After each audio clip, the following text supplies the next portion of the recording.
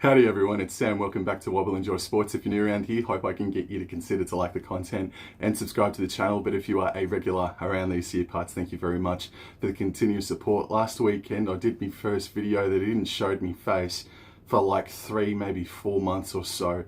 And it ended up being like the most successful, most viewed tipping video in almost half a year. Now you bastards have all got me feeling like this. I am not an animal! I am a human being! You fuckers, let's get stuck into the ASI tip show for round number 7.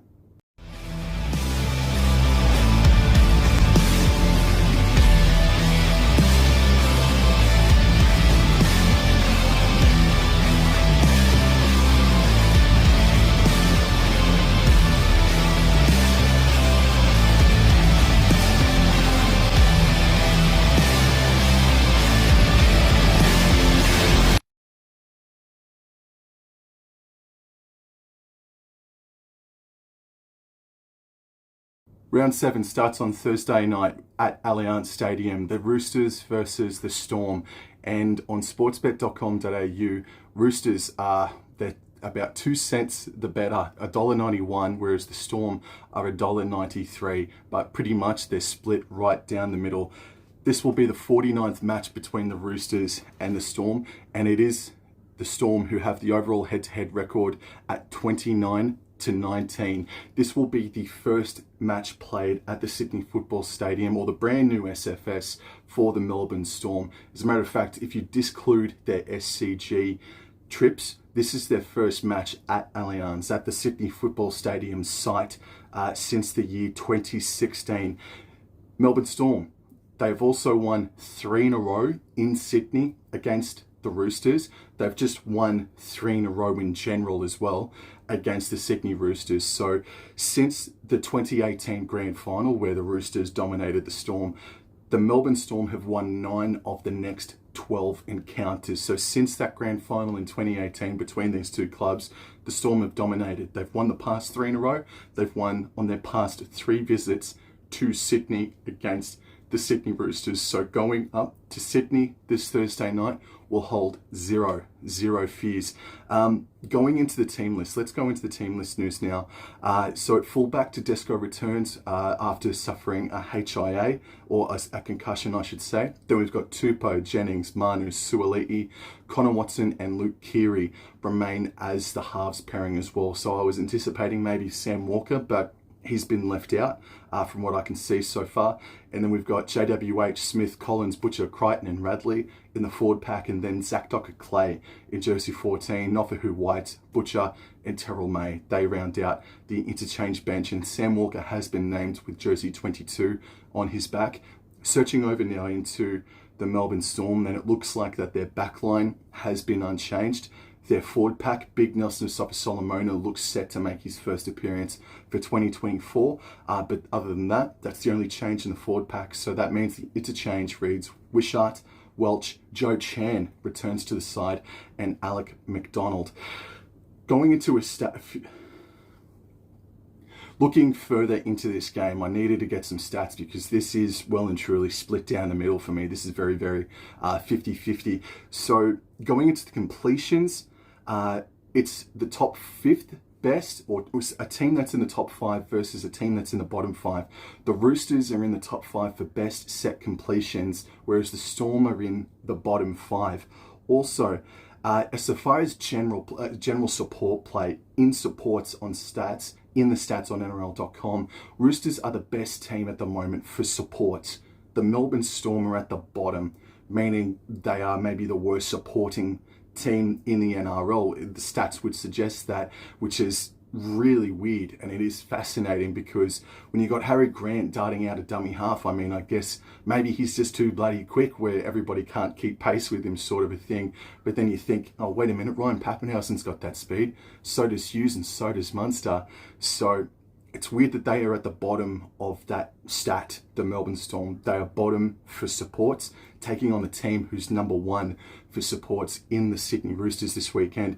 The Roosters are a much better tackle breaking team. They are way better in the post-contact meters. This is an alarming stat, and this might be the stat that sways me. The Roosters are the 5th best team for post-contact meters. The Melbourne Storm are 14th at the moment, and with Big Nelson Asafa-Solomona coming back in this Thursday, you'd think that would help tremendously, but we'll see how he goes with his first hit out for 2024 in first grade.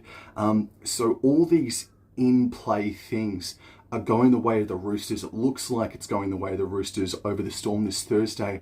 But then you look at the missed tackles and the penalties, and while the set completions are better for the Roosters, somehow it says that the errors are worse for them.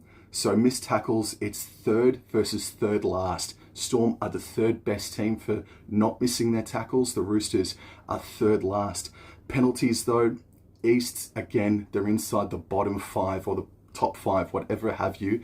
They are one of the more penalised sides in the competition, and the Storm, they're sitting about the halfway mark. But again, it seems like the Sydney Roosters are just their own worst enemy at the moment, and they've got all the stats to suggest that they actually can defeat the Storm this Thursday night, and it would be their first win against Melbourne at the SFS site, whether it be the new Allianz or the old Allianz, since the year 2015. So it's been 10 years since the Roosters have defeated the Storm at the old Moore Park or the new Allianz Stadium. So I'm sure you know what I mean by that. So the Roosters have got the better of the stats when it comes to general play, but then again, on the opposite side of the coin, when it comes to the disciplinary stuff, when it comes to the errors and when it comes to the penalties and the missed tackles, unfortunately, it's the other way around. But I've got this sneaking suspicion that whilst Nelson Asafa-Solomona is back for the Melbourne Storm, that's huge. I've got this feeling about the Roosters, and I didn't think I would. I've been looking at this fixture thinking, yeah, the Storm should account for them easily. But I think the Storm have just slowed down just a little bit over the past couple of weeks as well. They were incredibly lucky to get away with a dub last week against the Bulldogs. The Storm, their attack last weekend was not on point where it was the week before, so you don't know what you're going to get from the Storm. They seem to be winning these close games, and it might come to bite them in the backside one way or another very, very shortly. They're very similar benches in that regard. Oh, this is such a tough game to call. You've got Xavier Coates, who's going one-on-one with Suaalii, or he's going to come into contact with Joey Manu as well. So that's a one-on-one matchup. And then you've got Will Warbrick versus Daniel Tupou. Like, it's the battle of the skyscrapers going up against each other as well. And then Pappenhausen and Tedesco, I guess you could say this is the game of the round. The short of it is, anyway, I've gone a long way around to tell you is that this is probably the game of the round. I'm going to tip the Sydney Roosters. I didn't think that I would. I didn't think I would be, but I'm going to tip the Sydney Roosters. I'm obviously not confident about it because this is a pure 50-50. But I'm gonna go to the eastern suburbs, and I think one of the reasons why as well is Joey Manu just announced that he is going to be departing the Roosters at the end of the season. He's going to Japanese rugby. I think maybe, hopefully for them, bugger for the rest of us, that might light a bit of a wick for the Sydney Roosters, and maybe Joey Manu might go insane and he may not put in a performance like he did against the Bulldogs a couple of weeks ago inside the first half of the first half anyway. So I'm going to go the Sydney Roosters 1-12 in a thriller. Shifting into Friday night football, the first game from Wynn Stadium in Wollongong sees the Dragons host the New Zealand Warriors. The Wires are $1.53, the Dragons are $2.52. This will be the 37th match between the two, and the Dragons have the overall head-to-head record at 24-12. Since 2020, the Wars have won 4 of the past 7 encounters between these two, and they've actually won at Wollongong 2 games in a row now, even though there's a few years separating those 2 victories. They've won on their past 2 visits to WIN Stadium, and history would suggest that their trips to Wollongong have been very, very poor. It's been a bit of a graveyard for them, but they've improved it on their past 2 visits. They won there only last year, and they absolutely smacked the St. George Illawarra Dragons. Going into the team list news now, so we've got Sloan at fullback, Tuipulotu is on one wing and Ravalawa on the other. Zach Lomax has now been shifted into the centres. Moses Sully is the other centre as well. So maybe Shane Flanagan is rewarding Lomax for good form, giving him a spot in his favoured centre position. So there you go. The halves remain the same. Fatala Mariner, Seward and Eisenhuth are the back row. And then we look at the interchange, it's Marshke, DeBellin, and Ben Murdoch-Masila and Larry in there as well. Going into the New Zealand Warriors now, and it looks to be all unchanged after last weekend's 22-all draw with the Manly Sea Eagles. The forward pack, Jackson Ford, Kirk Capewell, Tohu Harris to the back row, Chanel Harris-Tavita, Ale, Laban, and Adam Pompey is going to be in jersey number 17, but there could be a swap-in, swap-out scenario as well for both of these teams. Dragons are very plucky this year. I didn't tip them for the wooden spoon. Don't have them in finals, but they've been very plucky, haven't they? But they did beat the West Tigers, who I don't have in the top 8 this year as well. Warriors, they should be too good for the Dragons. I'll say 13 plus, but not an extravagant 13 plus for the Wires this Friday night.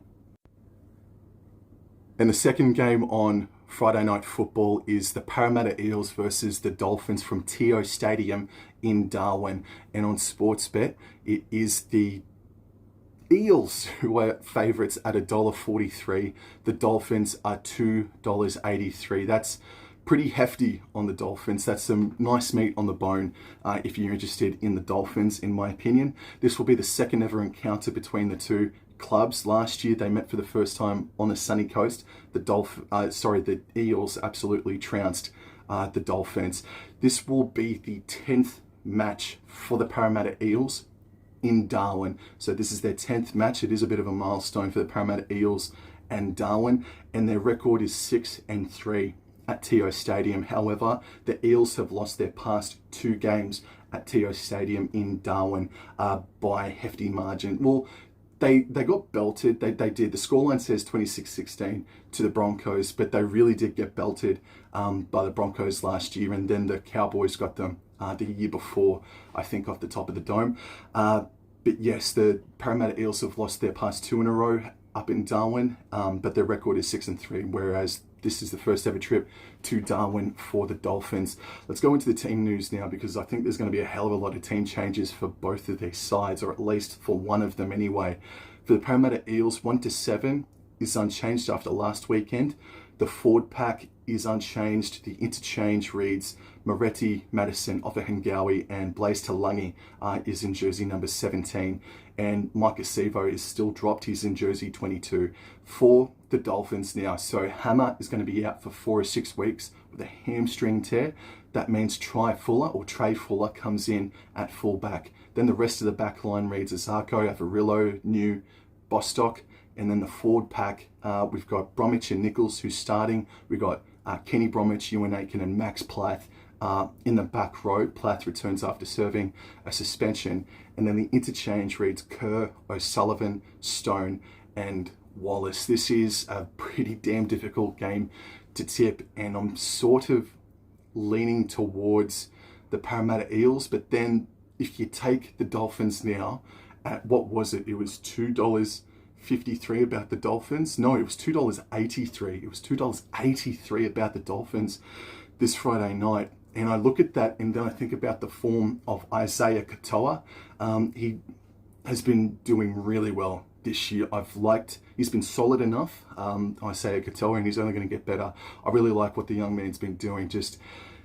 It's just all a bit unknown at the moment. Jeremy Marshall-King's been good without being brilliant, I think, at times this season. I think he had a great game against the Dragons. I think it was 2 or 3 weeks ago, thereabouts, a month ago now. Trey Fuller, we'll see what happens. But I'm just leaning in the way of the Eels. But at $2.83, I mean, you can probably find some value in maybe like a I don't know, maybe Trey Fuller does maybe sit in maybe the $2.10 range for anytime try scorer, possibly larger than that. So I'm sure you can find value somewhere in the Dolphins team for the try scoring market. But in the head-to-head, I'm going to take the Parramatta Eels to win this game 1-12.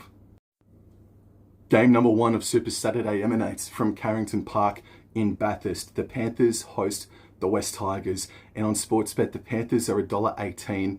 The Tigers are $4.95. This will be the 41st match between the two West Sydney clubs, and it is 25-15 to the Penrith Panthers. And much like the Eels, this will be the 10th match ever played at Bathurst, where Penrith have been the home side. So this is their 10-match milestone at Carrington Park for the Panthers, and their record is worse. It is 5-4 to the Penrith Panthers, and they lost this game last year, as we all know, that famous win in the driving range from the West Tigers, or by the West Tigers, winning 12 points to 8, pretty much this time last year. So the Tigers, they hold no fears really as well against the Panthers. Since 2019, the record after 8 games played is 5-3. So 5 wins to the Panthers, 3 wins to the Tigers. West do seem to get up in this game against the Penrith Panthers. So let's go into the team list news for the Penrith Panthers now, who are coming off of a bye. So Edwards, Taruva, Tango, May, Taylor May's been named. He was potentially going to be suspended because of some Instagram clip that he sent out online, but there he is. Jerome Luai and Brad Schneider, Nathan Cleary not going to return this weekend. He's returning next weekend. Leota, Kenny, Harris, Fisher Harris, Scott Sorensen, Liam Martin, and Isaiah Yeo are the back row. And Sorensen, I think, makes his first appearance in maybe a month or thereabouts. The interchange is Laurie, Smith, Liam Henry, and Luke Garner. Going into the West Tigers now, when Lachie Galvin returns from suspension, he's going to be partnering Aiden Caesar in the halves. Brent Naden is returning in the centre position. And then we go into the forward pack. That's per the program, with Fanua Pole rounding out the back row at the lock position. And then the interchange reads Latu Fainu, Alex Tawal, Alex Seifert, and Samuela Fainu. And just looking into reserves for both of these teams, nothing too much to report on for either of these sides. I have found, I said this last week and I'll say it again, I'll probably say it for a few more weeks, but I have found that the teams that have come off the bye have been rather flat inside the first half particularly, and that was sort of proven again against the South Sydney Rabbitohs for the Cronulla Sharks. I thought the Sharks were not flat, but they just weren't their smooth self, and they were coming off the bye, and I think maybe it will take them a little while. Maybe Penrith will hit the ground running, but I just found that teams that are coming off the bye this year in particularly, they're a little bit flatter or a bit slower to get off the ground or get things going in their game after they've had the bye. But in any event, I'm going to tip the Penrith Panthers, and I will say 13 plus. Not an extravagant one, but I'll say 13 plus Penrith.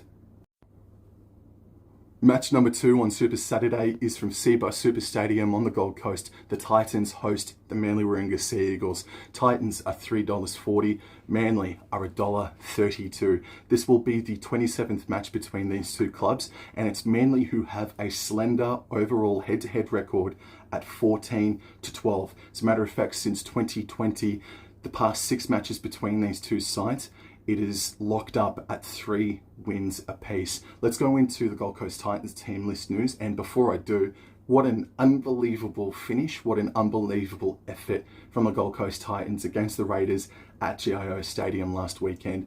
Absolutely amazing performance, and definitely their best of season 2024 to date.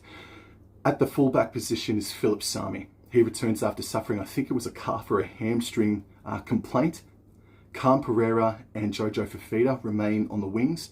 Kelly and Smith Shields are the centres, meaning Brimson and Foran are the halves. Finally, hallelujah. With all due respect to Tanner Boyd, this is the way to go. This is absolutely the way to go. So for the forward pack now is per the program as well. David, the interchange reads Verrills, Clark, Liu and Pahulu. Now into Manly's side, we've got Turbo at the back, and it looks like it's all unchanged, really. Oh, no, wait a minute. Jason Saab returns from a hamstring injury. Well, that's a massive inclusion for Manly. Caller Garrick also returns for Manly after a concussion, I think it was, that kept him out last weekend. Talau, Luke Brooks and DCE. Well, there you go. Forward pack now. Paseka, Croker and Matt Lodge. Matt Lodge in at jersey 10. Olakawatu, Waddell and Jake Tobojevic rounds out the back row. Then the interchange reads Lawton, Bullymore, Aaron Woods and Nathan Brown. The problem with Manly is something that I talked about in my season predictions at the start of the year. Manly's got to sort out that defence. Just the past 18 months, possibly 2 years now, they fade. They have a tendency to fade. And that's what happened again against the Warriors this past weekend in their 22-all draw. But even though the Titans have just shown some more character, they've shown a lot more strength, and they've got a little bit more respect back by the NRL community after last weekend's performance. I just can't tip the Titans, even though they're half a bogey side for Manly. But I remember maybe 2-3 years ago now, probably 3 years ago, where Manly went up to the Gold Coast and they won 56-22, or a scoreline, something similar to that effect. And they won't fear going to the Gold Coast, but the Titans don't fear Manly. I don't know if this is going to be a 1-12 or a 13 plus points game. I think it might be high scoring, depending on the weather, of course, but I'll go Manly.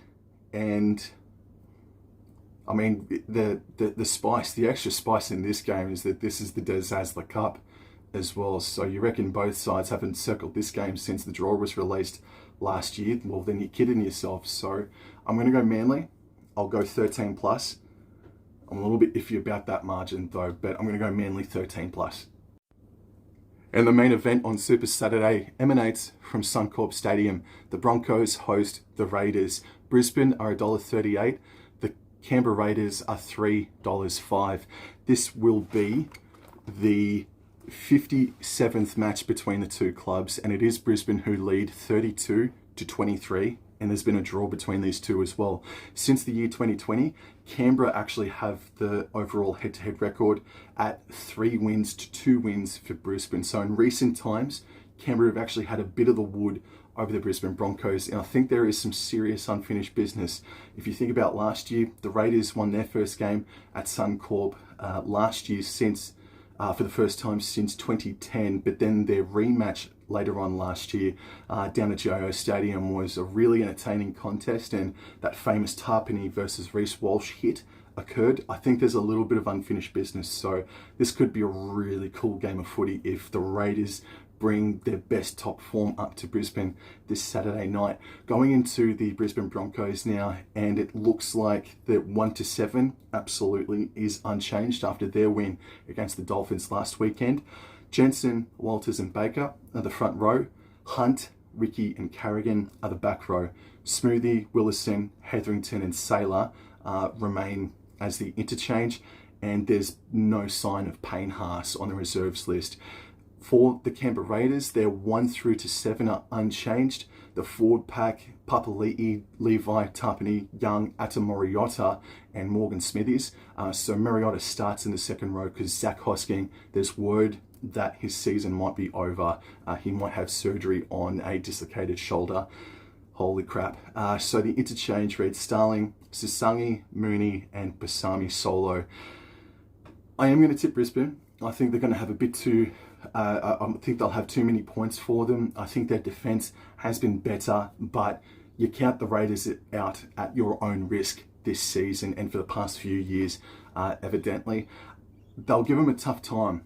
This forward pack will definitely match it, and I guess there is an argument to be made that it could be a better forward pack, but with Reece Walsh and Ezra Mam still steering the ship around, I think they'll get it. I'll say 1-12. I'm not going to say Brisbane 13 plus, but I think this could be a real smash mouth affair. Into the Sunday games now, and game number 1 on Sunday emanates from Accor Stadium. It will be the 56th edition of Bulldogs versus the Knights. On Sportsbet, it is the Knights who are $1.84 favourites. The Bulldogs are $2 outsiders. And last year, both these sides met on 2 occasions, and the overall result, combined scoreline, was 108-6 in favour of the Newcastle Knights. The Knights absolutely walloped the Bulldogs last year, and this is another game I've sort of looked at for the past few weeks and gone, I reckon the Bulldogs don't want a little bit of revenge after what happened last year. Holy crap, dude. So we'll go into the team list news for the Bulldogs first, the home side. And it is 1 through to 7. Connor Tracy remains the fullback, and no other changes. The forward pack, Samuel Hughes, Marnie, Patolo, and then we've got Kikau, Salmon and Curran is the lock this weekend. Hayward, Farmasili, Curtis Morin, and Blake Taff in jersey 17. So Taff coming off the bench in jersey 17, and Curtis Morin returns after a concussion, I believe that is, or maybe a suspension it was. So going to their reserves now as well. You've got Toby Sexton as jersey 18, and then Kitione Katoga as well, but Blake Taff. So they're going for, I know Curtis Morin is a player that runs helter-skelter, but they're running with a kind of a small bench. But let's look into the Newcastle Knights now. Ponga, Mazu, Gagai, Best, Tuala, Cogger and Hastings.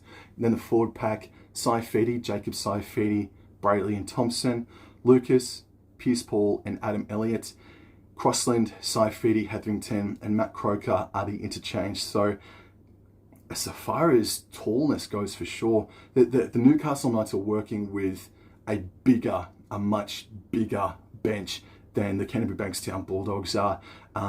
Curtis Morin has definitely got himself some helter-skelter X-factor to him, and Blake Taff, it'll be interesting to see how he may be used this weekend. Against the Sydney Roosters, I must admit, I didn't watch the entire game, but it does seem like that they, whilst, I don't know, I think flat is the wrong word to use, but I think they just became really unsure of things in the game last weekend against the Roosters. They scored first, did Newcastle, and then Ponga went down with a bit of with an injury complaint, and he has been named again. But the Roosters were able to go back to back in quick succession, and then maintain that lead, even though there was a fight from the Newcastle Knights. That's from what I saw. It was the game that I didn't see last weekend, the Newcastle Knights versus the Sydney Roosters. Meanwhile, I watched the Storm versus the Bulldogs. What an unbelievable match of footy that was. Storm and Bulldogs are the two teams that I dislike the most. I'm sorry to anyone that's offended by that, but honestly, the two teams that I dislike the most put on one of the most enjoyable matches that I've seen this year, possibly the past 18 months. That was a rip-roaring game of footy. I loved every single second of it, and credit to the Bulldogs, man. Wow, that was probably the club's best performance. Oh, look, maybe it was the best performance. I mean, the first half against the Roosters was pretty friggin' good, but then that wasn't an 80-minute performance as well. But yeah, it's starting just to turn for the Bulldogs as well, as far as form goes, and Viliami Kikau is a massive component to that. God damn, I really want to tip the Bulldogs in this game. I really, really do. But the Knights, they're starting to get themselves above water. Like maybe 3 weeks ago, you would say that they're a bit below water, but now I think they're just starting to get above it again. But yeah, this is a tough game to call, man.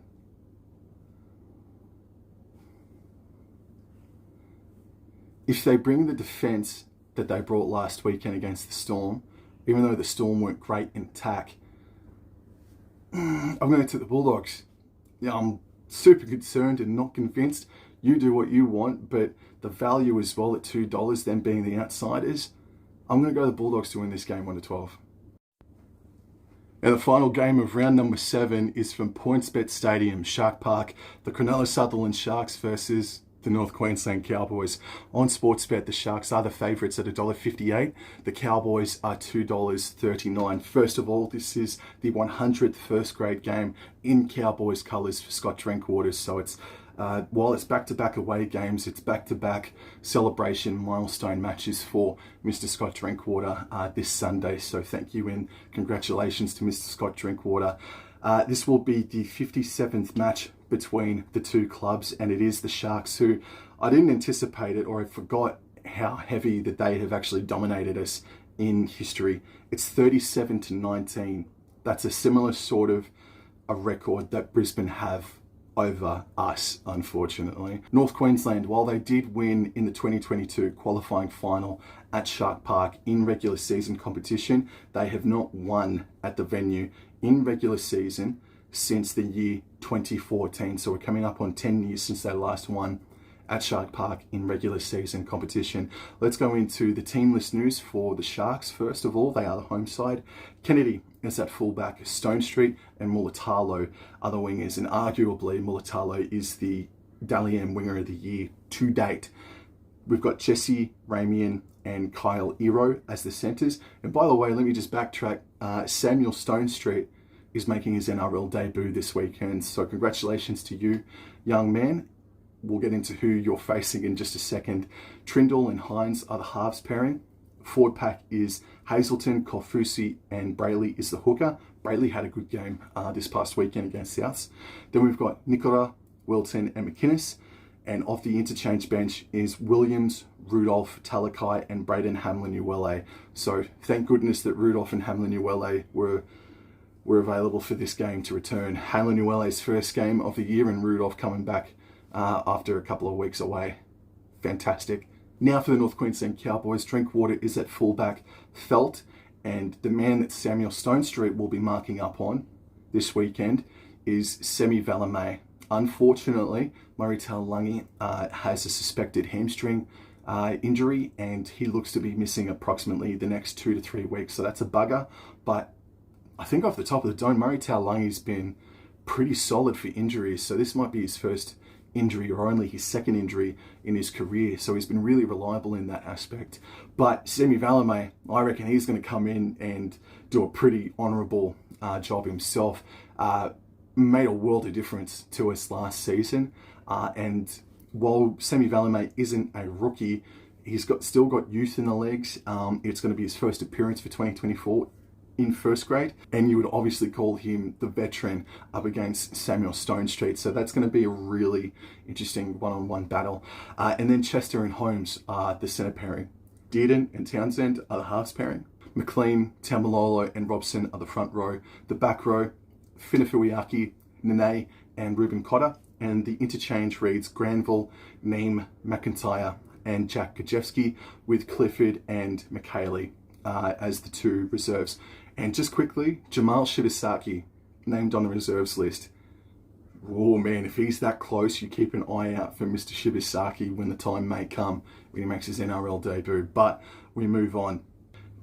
Between 1 and 13, the teams on the ladder, that's 1 through to 13, we're the worst.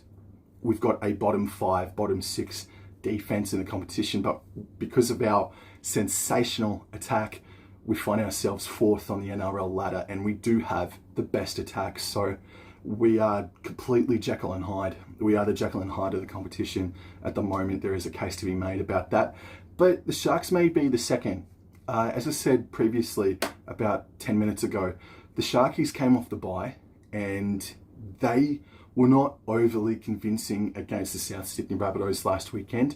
Even though they won 34-22, I think that's what the final scoreline was. The Sharks weren't overly convincing, but then again, Rabbits, they were fired up. They had a lot to play for last weekend. And you'd say, look, they also got done in by the Tigers, and they were given quite a test against the Bulldogs as well in round 2. So you wouldn't say that they've hit their best form for 2024. You'd say Sharks. We've seen glimpses of it. 1,000% we have. But this is a crucial game, man. It's 1st versus 4th, and while I do think that this is a rivalry, there's no doubt that the Sharks have dominated us, particularly over the past 5 or so years. I think off the top of the dome, maybe 3 of the past 5 games have been won by 13 plus by the Sharks. It's something like that. A lot of these games recently have gone to be decided by 13 plus. And the last time that we were down at Shark Park last season, in my opinion, Cowboys put in the worst performance in a long time. I know we've been slammed 66-18 by the Tigers, but that effort, that performance by them against the Sharks last year on a Thursday or Friday night was absolutely deplorable. They did not want to be there. They did not want to play that game at all last season. Do I think they can win this game? Yeah, dude. Yes, I do. But they gotta find the consistency, man. They gotta find the consistency. The interchange battle as well, man. That Sharks interchange, Williams, Rudolph, Talakai, and Hamlin Uele. Oh man, that's huge. That's a massive tall order. And you look at the interchange for the Cowboys. Granville, he's got a heart as big as any other size in the height of any player on the Sharks interchange bench. And Griffin Neame, he has been arguably our best forward to date. And Sam McIntyre, he's been doing about his job. And guys, he's been doing about his job as well. I think, with all due respect to Jack Gajewski, I think we are contractually obligated to have him perform for one more week, including this week. And Gajewski's not a small body. He's not a small body, but you look at that bench for the Sharkies, and then you see that Tom McHaley is on the reserves list. I mean, we're going to need maybe a little bit more size, or Nene and Finafuiaki need to put in maybe the best performance so far for 2024, because the Cowboys, they can't go through this back-to-back away period in Sydney and not come away with a dub. Both these gentlemen have all the talent, all the skill in the world. We've seen it already. Nene did score a try last weekend, and Cooley has already scored a try this year as well. But they are young. I get that they are both young, so at times they're still going to be unsure of things, especially Finafuiaki as well, who's maybe 15 games lesser than Jeremiah Nene. But both these young men, they can do a job, man. I just think that they haven't been average, but we just need a little bit more punch and a little bit more input from both Finafuiaki and Nene, or at least more impact. So those two men, they're going to come up against Wilton and Nikora. Nikora, one of the hardest line runners in the competition. I think he's coming up against Finafuiaki, I think off the top of the dome. So those two boys, Nene and Finafuiaki, they got to arc up and get real mean this Sunday at Shark Park. If this is a dry track, this could be 31-30, a similar sort of a scoreline to the famous qualifying final. This could be a seriously entertaining game of footy. Or both these sides have it become a drop-a-thon. Unfortunately, the Cowboys are not good in the areas, and I'm not sure where the Cronulla Sharks are at the moment, but at times this season they have been a bit flat themselves. So we could be in for a classic, or we could be in for a bit of a drop-a-thon. Of course, I'm tipping the North Queensland Cowboys to win this game 1-12. I'm not going to be that stupid and say 13 plus, but I'm going to say the Cowboys do win this game, and I'm going to say that Semi Valemei does score a try on Samuel Stone Street, and I'll go a Reece Robson to score a try from dummy half as well. Come on, you Cowboys. Go, that's it for me, guys. Thank you very much. I hope you enjoyed this episode, and I'll see you in the next video that's made here on the Wobble and Draw Sports channel. And I'm on Instagram, Twitter, Facebook, so just come and find me. And yeah, thank you very much, and I'll see you guys in the next episode. Thank you. Take care. Adios.